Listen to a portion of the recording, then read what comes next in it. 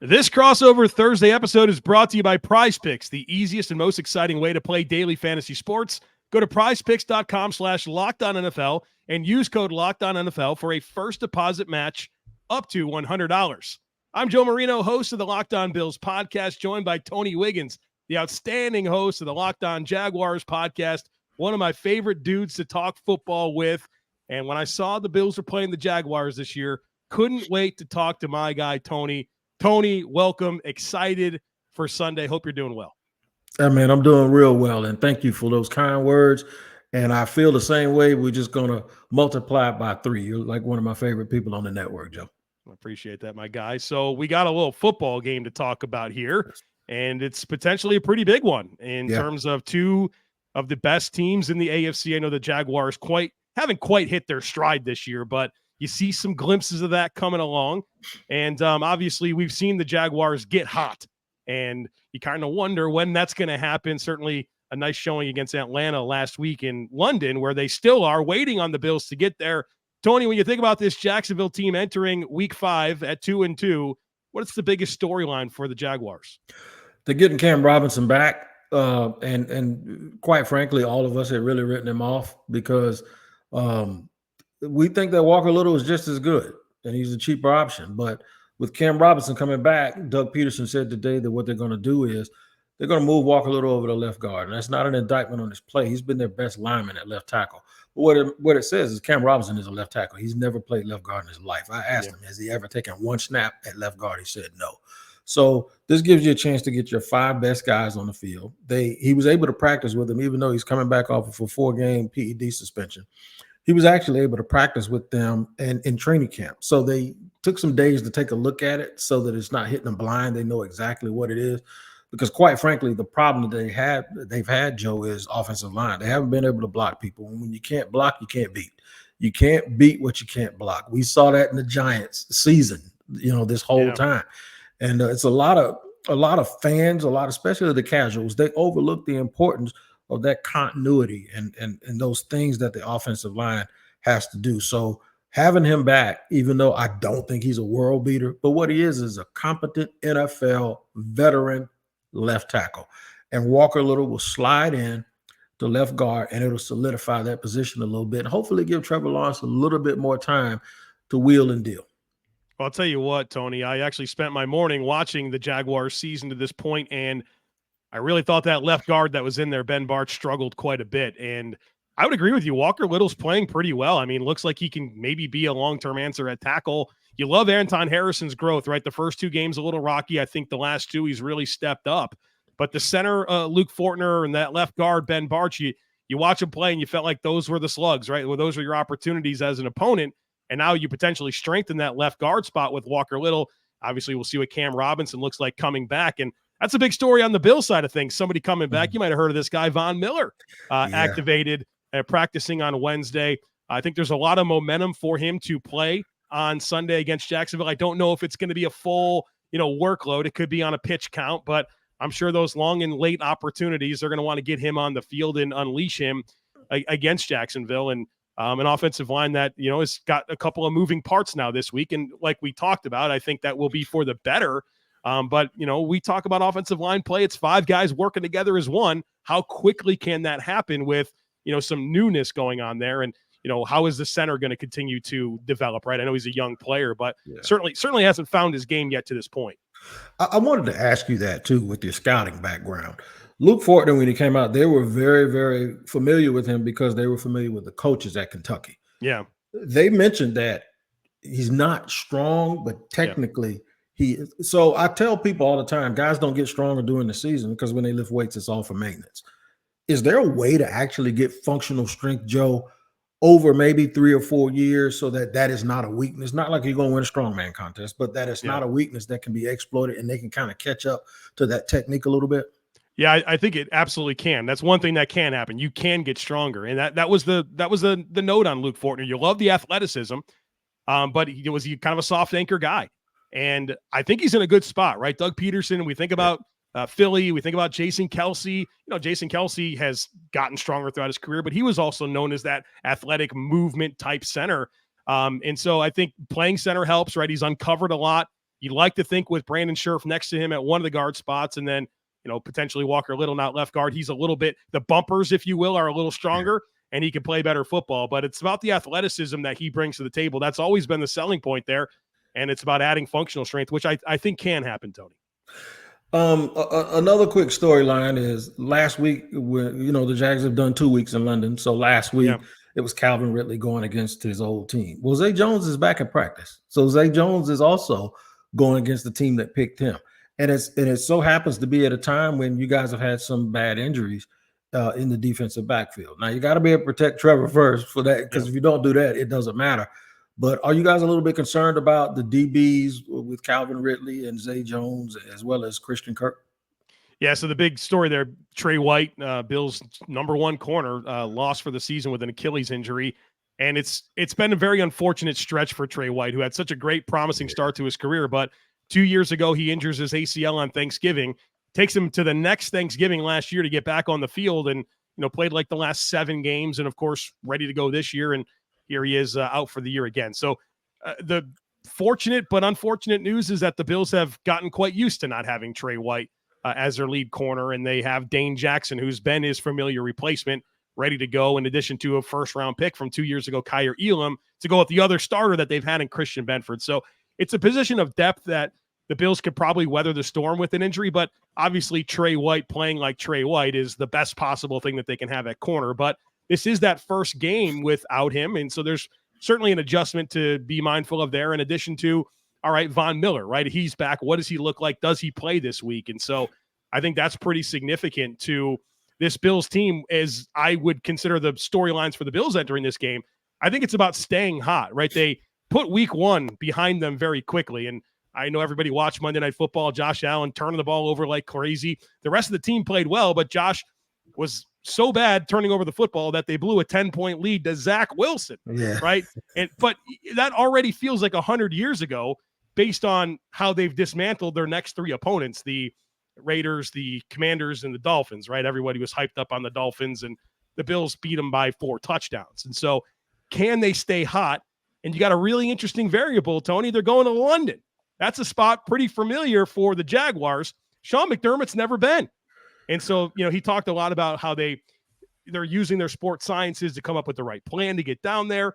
But it's such a unique dynamic in a Bills team that really hasn't been down there, a coaching staff that's not been down there, against a team that's been down there a lot. But there's a unique variable on that side of things where they played in London last week. They've been waiting on the Bills. Is this a situation where they have an advantage because they've been there and they're acclimated, or are those boys ready to get home? You know what I mean? Yeah. Like, there's 2 sides of the coin. I guess we'll find out soon enough which one it's going to land on. Yeah, jet lag is real. I lived in Germany for 3 years. It is absolutely a real deal. Nutrition is extremely important, because whenever you change countries and start eating food, it's not like it's bad stuff, but it's not what you're used to. You know what I mean? And so, and the fact that it's a 9:30 kickoff for us, that doesn't play too much over there, because it's really like 3:30 in the afternoon. Yeah. You know what I'm saying? But it's still, so as weird as it is for us to be eating chicken wings and burgers and drinking beer at 9:30 in the morning, it's not that early over there. So we'll just have to see how it goes, man. There's a lot of things. I know you want to get to some critical matchups, and you mentioned Von Miller. I was unsure whether he's not going to play or not. You just told me, so now I've already locked and loaded for what I think they have to do with him. We'll see. I mean, he'll probably be on a pitch count, but we will absolutely see. I know everyone on the Bills side of things are very excited to see Von Miller back on the field. In just a moment, Tony and I are going to get into the big matchups, the ones that will decide the game. But first, need to tell you about PrizePicks. You got to check it out. PrizePicks is the funnest, easiest, most exciting way to play daily fantasy sports. The format is awesome. It's just you versus the numbers. It's not you versus thousands of other players, including pros, including sharks. It's just you versus the numbers. Here's what you do. You pick 2 or more players. You select more or less on their projected stats, and you place your entry. That's it. Doesn't take long. You can do an entry in under a minute. And when you win, the withdrawals are super quick and super easy. I love watching football. Love it even more when I have a PrizePicks entry going into the game. It just makes it that much more exciting. So go to prizepicks.com/LockedOnNFL and use code LockedOnNFL for a first deposit match up to $100. Again, that's prizepicks.com/LockedOnNFL. Use our promo code LockedOnNFL for a first deposit match up to $100. PrizePicks, daily fantasy sports made easy. All right, Tony, we're going to talk the big matchups that will decide the game. And I'd like to go first here, if that's okay. Because like I said, I spent the morning watching Jacksonville. And the thing that stood out to me about Jacksonville as I considered that team playing against Buffalo was Trevor Lawrence. And look, I know that that's not a big revolutionary statement, but Trevor Lawrence is a gifted football player. Yes. And he's unlike the quarterbacks the Bills have faced to this point. They faced Zach Wilson, Sam Howell, Jimmy Garoppolo, and Tua Tagovailoa. Obviously, Tua is the best of those quarterbacks, but a fundamentally different player than Trevor Lawrence. And what Trevor brings to the table, and my matchup here is Trevor Lawrence against the Bills defense. Now, the Bills defense has been phenomenal this year in every imaginable way. I mean, I think the proof is in what they did to Miami this past week. Defensively, they're playing at a very, very, very high level. But they haven't been challenged like Trevor Lawrence can challenge them physically. He's a guy that you're watching him play. He makes the throws outside the numbers. He can drive that football down the field. You know, he's got access to more of the football field than any quarterback that they face to this point. And he can move, right? People just don't, I think, realize the athlete that Trevor Lawrence is and how gifted he is as a runner. And it's not that it's a big part of his game, but he knows when to run. He's very selective.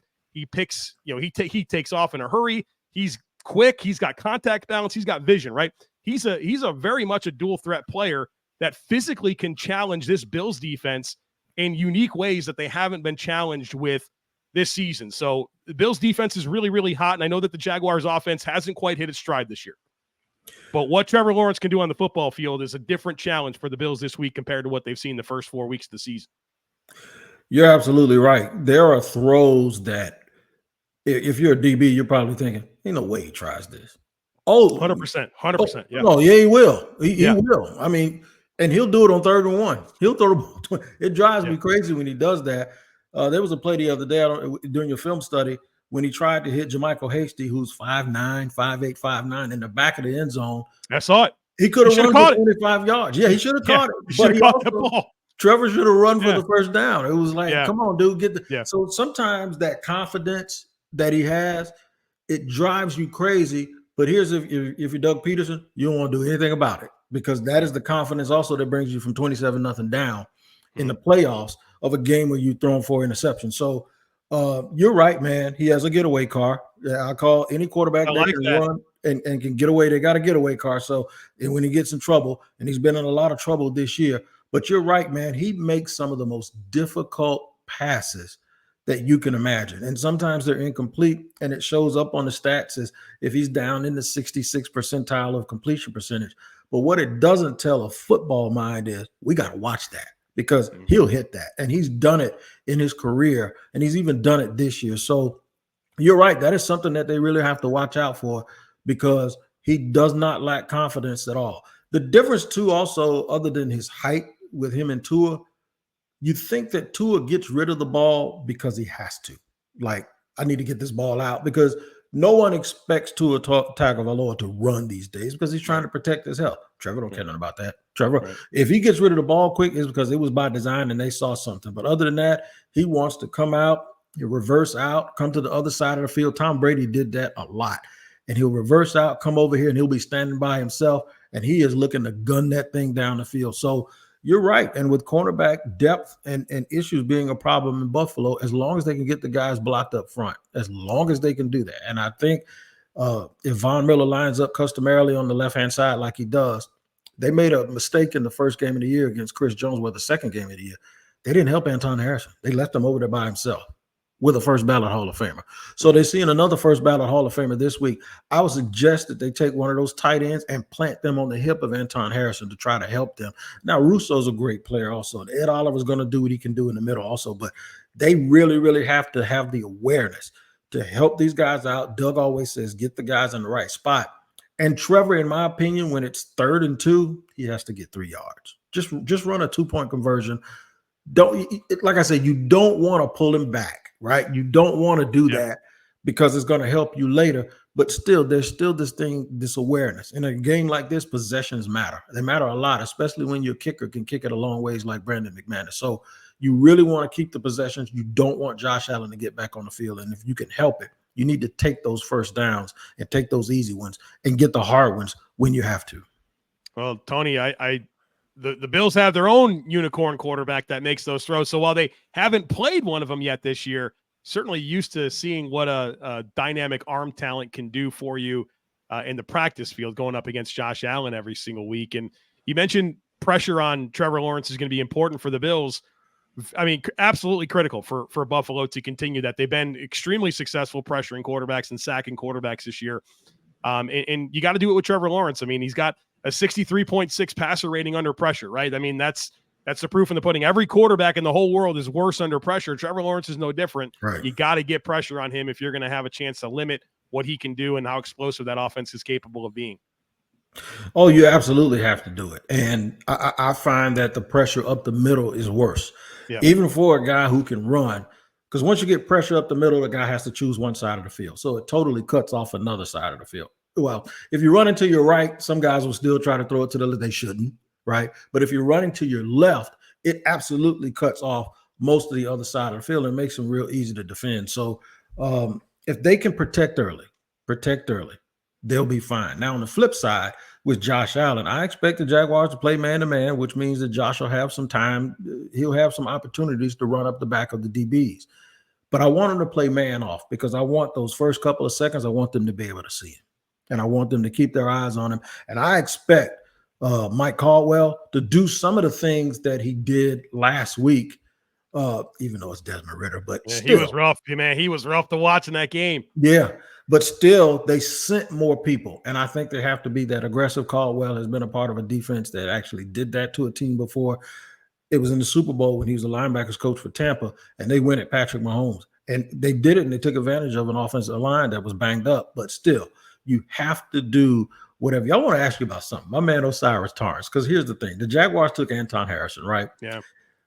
And now they're moving Walker Little to guard. One of the things that I thought they were going to do, I thought they were going to take Osiris Torrance and plant him at left guard, and put Walker Little at right tackle. But with Cam Robinson's suspension, and we talked about this draft night, Cam Robinson's suspension, I think, changed all of their plans. How's Osiris playing? I heard he hasn't given up a sack since he was in the womb somewhere, right? Yeah, I think you're right about that. Yeah, he's been really good. The Bills' offensive line has taken a major step forward this year. And if you look at it metrically, number one in pass protection, top 8 in run blocking. When you look at the composite metrics that are used to measure offensive line, it's been a big story of how successful they've been. And of course, inserting Osiris Torrance into this lineup at right guard is a big part of that. Obviously, the pass protection has been good, but the physicality that he brings to the run game to be able to create displacement up front and move bodies. And, it's jump-started what the Bills are getting from James Cook, who's getting over 6 yards per carry right now. And so I think he's been quite the addition to this Bills offensive line. No doubt about it. Last thing I want to ask you about players. I'm asking about I had no idea until probably midway through last year that Matt Milano was that good. How good of a player he is, and where do you think he ranks with those off-ball linebackers in the NFL? Yeah, he's a special player.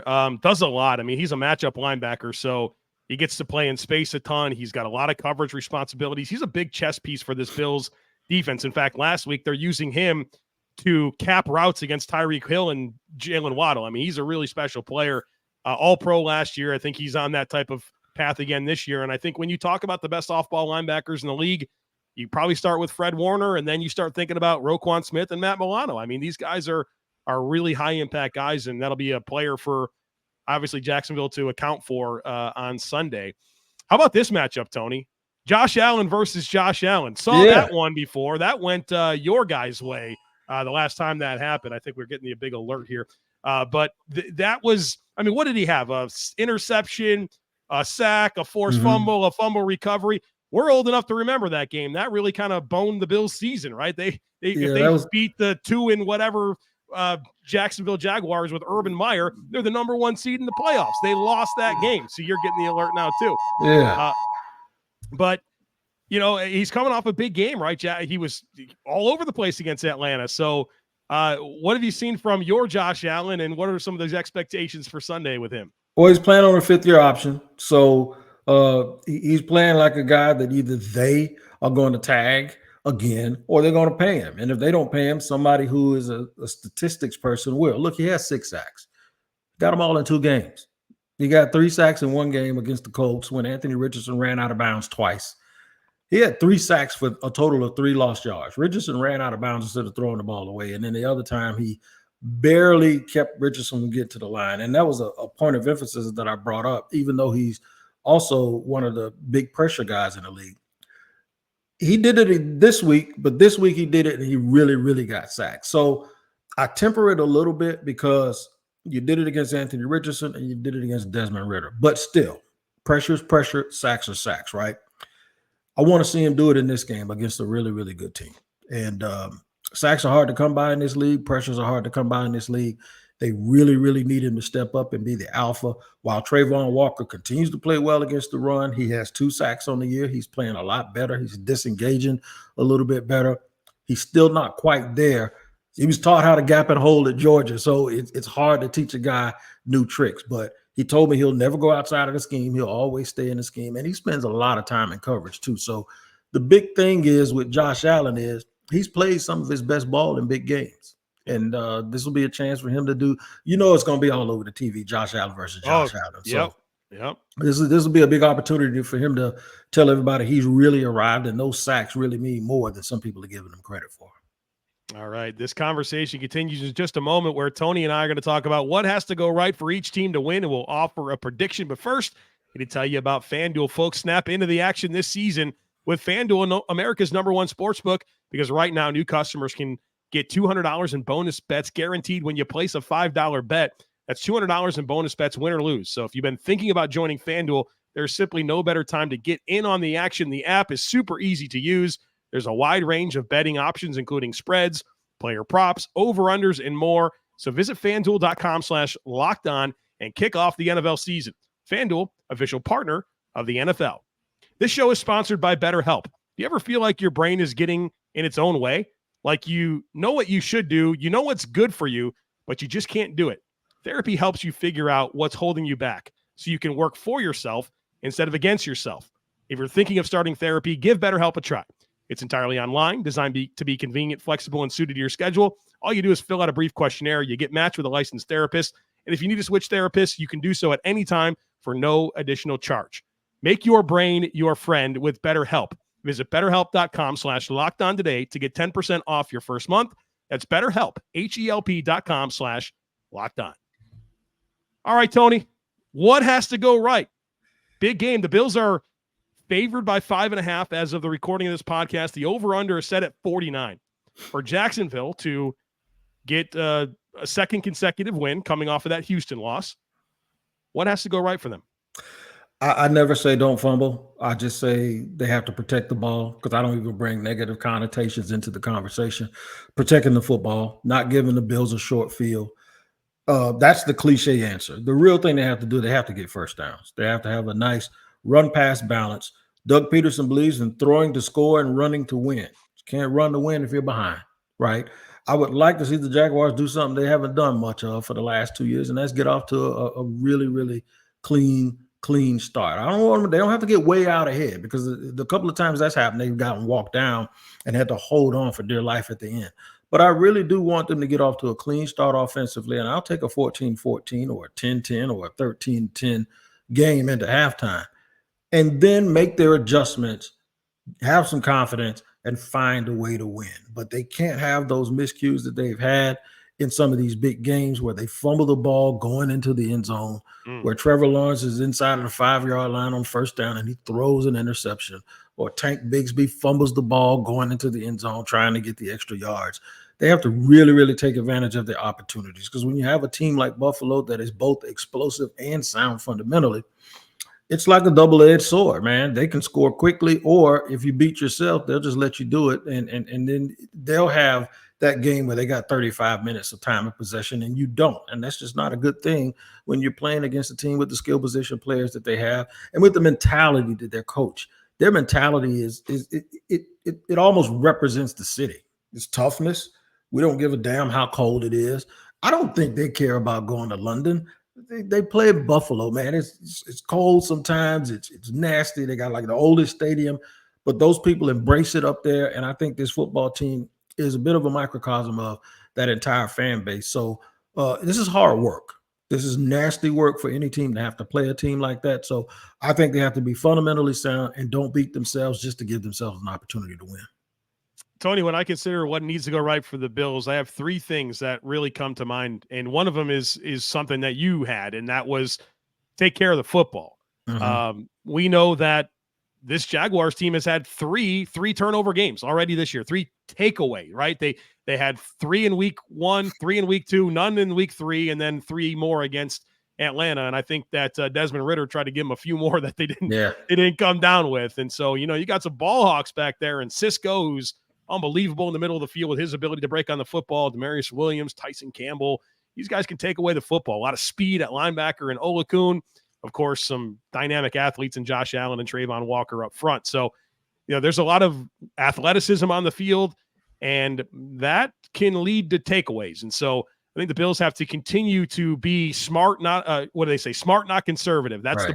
That's the buzz phrase in Buffalo. And I think they've really done a great job of threading that needle over the last 3 weeks since that 4 turnover game against the Jets on Monday Night Football. So that has to continue, number one. I think number two is having a plan for Josh Allen. And I know that you were, pretty honest about where that production has come and how it comes for Josh Allen. I know what it looked like the last time that the Bills played him, and we haven't forgot it, right? I mean, that's a loss that I think still stings, and you have a bad taste in your mouth. And I think the Bills are definitely anxious to maybe get some revenge a little bit, if that makes sense. And we know how important your Josh Allen was in stopping our Josh Allen. So I think that's number two for me. And of course, I can get into a whole spiel about Trevor Lawrence. I've already done that. And number three for me is situational football. I think the Jaguars, studying them today, I was really surprised by two things: their third down conversion percentage on offense and their red zone touchdown percentage on offense. And very surprising for a Doug Peterson team, where those are hallmarks of what he's able to do, is win situational moments. So for them to be 29th in the NFL in third down conversion percentage on offense and 26 in red zone scoring touchdown percentage, I was really surprised. Now, those numbers are going to get better. For the Bills side of things, you hope that starts next week, right? And so I think that's where you really want to kind of keep them down in those situational moments where the margins are. And, look, converting third downs, you talked about it, getting first downs, right? Extending drives, having the ball. That's how you can score. And then when you get in that red zone, touchdowns, not field goals if you're on offense. Of course, field goals, not touchdowns if you're on defense. So those are my three keys. Take care of the ball, take care of Josh Allen, I guess both sides, right? And then win those situational moments. Some of the intangible players that can help them do that are Evan Ingram and, of course, the pass game, the screen game to Travis Etienne. But when you talk about a tight end and a running back, you're playing right into the Bills' strength. There's that guy again, Matt Milano. I don't think you're going to make a living by whooping Matt Milano, but I still think you have to punch at him. You have to make him do his job, even though he's a great player and he's going to make those plays. You have to think that you're going to make a couple on your own. With their red zone woes, I don't see how they improve. I really think in the draft that they tried to address that when they took Anton Harrison in the first round, a little bit more of a mauler than Juwan Taylor. They took Brenton Strange in the second round, which really shocked everyone. But he's a tight end who is not necessarily a blocking tight end or a move tight end. He's a little bit of both, so he doesn't give you the tell that one of those other spots gives you. And then they took Tank Bigsby for the short yards. Tank just has to hold onto the ball. Some bad things have happened when he's been into the game, but I think eventually that toughness aspect will start to show up for him.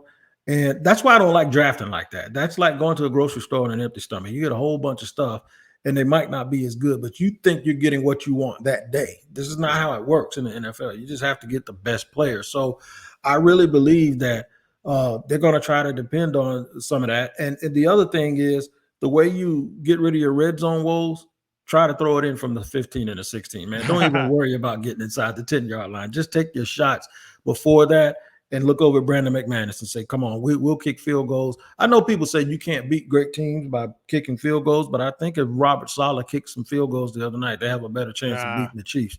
You can't give away those points. You have to take those points. So take all of the points that you're able to get. If it becomes a field goal fest, remember the game you talked about that you guys haven't forgotten. It was 9-6, right?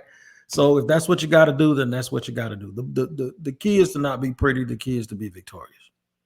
Well, I think we can both agree that not paying Jawan Taylor looked like a pretty good move based on what's happening over there in Kansas City. So, Yeah. and Anton Harrison certainly on the up and up. All right, we got to make a prediction. They make us do it, Tony. I've got it 31-24 Bills. I think that the Bills will take care of their business. I think this is a Jacksonville team that's eager to get home. I don't think they're playing their best football right now. I think the Bills have kind of peaked a little bit here. I think they're the hotter team. I think that both obviously present unique challenges for each other. I feel like the Bills have a lot of confidence coming out of that Dolphins win, and I think that carries over to a win on Sunday. I don't believe in moral victories. I think it's 31-26. The Jaguars have the ball and they're driving, but they need a touchdown, and it comes up a little bit short. So 31-26, Buffalo wins, but the natives don't feel too bad about it because there's at least a 2-week split in London, and they can come back. They've lost 3 games, but they've played Kansas City and Buffalo. So now it's just let's get on with the rest of the year and try to win these games and position yourselves to win the division. Nice to get those out of the way, right? They'll still have the Eagles and the Cowboys and Kansas City and Cincinnati, right? So it's all coming. So a lot to play out here. We're only 4 weeks into the season, plenty of ball game left. Maybe we'll do it again, Tony. A little playoff matchup. I didn't like that last time it happened as well in 2017, but maybe the Bills will get another shot to exercise those demons as well. Tony, this has been a great conversation, man. Thanks for showing up. Thanks for being prepared. Thanks for being entertaining as always. Thank you, Joe. I appreciate it. And I know my listeners are locked on Jaguars are going to really enjoy this. You're like one of my favorite people, like I said. Appreciate that, Tony. All right, folks, fans of the Jaguars, fans of the Bills, we got more coming for you the rest of the week. So make sure that you are subscribed. Would love it if you took a second to rate, review, and share the podcast. Have a great rest of your day. We'll catch up with you again real soon.